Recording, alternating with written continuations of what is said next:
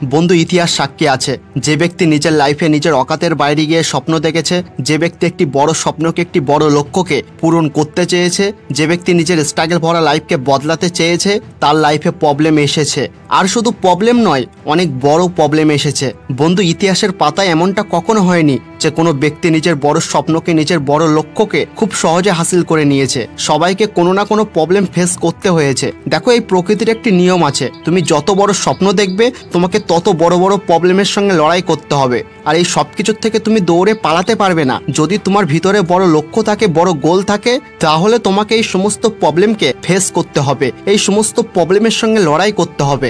আর এই সব কিছুর সাথে সেই লড়াই করবে যার মধ্যে সফলতা পাওয়ার খিদা থাকবে, সফলতা পাওয়ার প্রবল ইচ্ছা থাকবে। আর এখন তোমার ভিতরে যদি সফলতা পাওয়ার খিদা থাকে, প্রবল ইচ্ছা থাকে, লাইফে সফল হওয়াটা যদি তোমার কাছে ভীষণ ইম্পর্টেন্ট হয়ে থাকে, তাহলে বন্ধু তুমি হার মানতে পারবে না। তোমার সামনে যতই ব্যর্থতা আসুক, যতই প্রবলেম আসুক, তোমাকে উঠে দাঁড়াতে হবে, তোমাকে ফাইট করতে হবে। আর এখনো যদি তোমার এটা মনে হয় যে আমার ভাগ্যটাই খারাপ, আমি কিছু করতে পারবো না লাইফে, তাহলে বন্ধু আমি তোমাকে জানিয়ে রাখি, ইতিহাসের পাতায় কিছু এমনও মানুষ আছে যাদের লাইফে এত ব্যর্থতা, এত প্রবলেম এসেছিল যে একজন নর্মাল মানুষ সেগুলো সহ্য করতে পারবে না। আর ওই মানুষদের লাইফে এতটাই প্রবলেম ছিল, এতটা ফেলিয়ার তাদের লাইফে তারা ফেস করেছিল, যার 10% আমার মনে হয় না যে তোমার লাইফে তুমি ফেস করেছো বা করছো। কিন্তু তারপরে ওই মানুষগুলো ওই সমস্ত প্রবলেমকে ফেস করে, সমস্ত ব্যর্থতাকে কাটিয়ে নিজের লাইফে এক মহান উচ্চতা হাসিল করেছে। আর তার মধ্যে একজন ছিল আব্রাহাম লিঙ্কন। 1809 সালে আমেরিকায় জন্ম নেওয়া এই মানুষটি আমেরিকার 16তম প্রেসিডেন্ট, এমনকি আমেরিকার সর্বকালের সেরা প্রেসিডেন্ট হিসেবে ধরা হয় তাকে। রাজনীতির দিক দিয়ে তিনি নিঃসন্দেহে পৃথিবীর ইতিহাসে সফল মানুষদের একজন, বাট তার জীবনের শুরুটা ব্যর্থতায় ভরা। 23 বছর বয়সে সে নিজের চাকরি হারায় এবং সে নিজের জীবনের প্রথম নির্বাচন হেরে যায়। 29 বছর বয়সে হাউস অব রিপ্রেজেন্টেটিভ সদস্য হবার নির্বাচনে হেরে যায়। 1848 সালে 39 বছর বয়সে লিঙ্কন ওয়াশিংটনের জেনারেল লর্ড অফিসের কমিশনার হবার নির্বাচনে পরাজিত হন। এমনকি 49 বছর বয়সে সিনেটর হবার নির্বাচনে দাঁড়িয়ে পরাজিত হন। এত ব্যর্থতার পরেও তিনি রাজনীতি না ছেড়ে চেষ্টা করে যান। আর অবশেষে 1861 সালে 52 বছর বয়সে আব্রাহাম লিঙ্কন আমেরিকার প্রেসিডেন্ট হিসেবে নির্বাচিত হন। প্রেসিডেন্ট হওয়ার আগে তার লাইফের পুরোটাই ছিল ব্যর্থতার গল্প, বাট আব্রাহাম লিঙ্কন সমস্ত ব্যর্থতাকে জয় করে ইতিহাস বদলে দেয়। আর একজন হচ্ছে কর্নেল স্যান্ডার্স। তুমি একবার হলেও কেএফসির লোগো নিশ্চয়ই দেখেছো। লোগোর ভিতরে থাকা হাসি মুখের দাড়িওয়ালা লোকটির নাম হলো কর্নেল স্যান্ডার্স, যিনি বিশ্বের সবচেয়ে বড় ও জনপ্রিয় ফাস্টফুড কোম্পানি কেএফসির প্রতিষ্ঠাতা। এত বড় কোম্পানি যার রেসিপি অনেক ফেমাস, সেই রেসিপি বিক্রি করতে কর্নেল স্যান্ডার্স 1009 বার ব্যর্থ হয়েছিল। 1939 সালে 49 বছর বয়সে অনেক কষ্ট করে একটি দোকান শুরু করেছিল।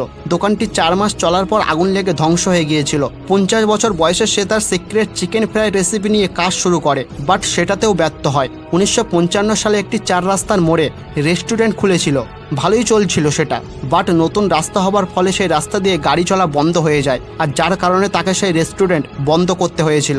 সেই বছর কর্নেল স্যান্ডার্সের বয়স 65 বছর ছিল, আর তখন তার হাতে ছিল মাত্র $165, যেটা 10,000 টাকার মতো হয়।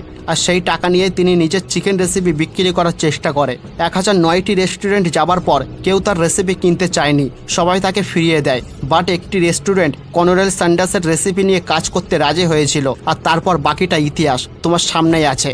আর শুধু এই দুইজন নয়, Albert Einstein, Bill Gates, Jack Ma, Thomas Alva Edison, JK Rowling, Michael Jordan, আরও অনেকেই আছে যাদের লাইফে অনেক ফেলিয়ার এসেছে, অনেক প্রবলেম এসেছে, বাট তারা ওই ব্যর্থতার সাথে, ওই প্রবলেমের সাথে লড়াই করে আজ এই দুনিয়ায় নিজের নাম বানিয়েছে। আজ তারা কোটি কোটি মানুষের ইন্সপিরেশন, অনুপ্রেরণা। এই জন্য আমি তোমাকে একটা কথাই বলবো, হয়তো তুমি নিজের কাজে প্রথমবারই সফল হতে পারবে না, তুমি ফেল হয়ে যাবে, বাট কখনো নিজের কাজকে কুইট করবে না, নিজের কাজকে ছেড়ে দেবে না। প্রবলেম আসবে তোমার লাইফে, ব্যর্থতা আসবে তোমার লাইফে, বাট কখনো এটা ভাববে না যে আমি আমার লাইফে কিছুই করতে পারবো না, আমার ভাগ্যটাই খারাপ, আমি ফেল হয়ে গেছি। দেখো, ফেল হওয়াটা আসল হার নয়। তোমার হার তখনই হবে যখন তুমি ব্যর্থ হবার পরে উঠে না দাঁড়িয়ে গিভ আপ করে দেবে, নিজের কাজকে কুইট করে দেবে। আমি ভিডিওর শুরুতে একটা কথা বলেছিলাম যে তুমি তোমার লাইফে যত বড় স্বপ্ন দেখবে, তোমার লাইফে তত বড় প্রবলেম আসবে, ব্যর্থতা আসবে, এটা প্রকৃতির নিয়ম।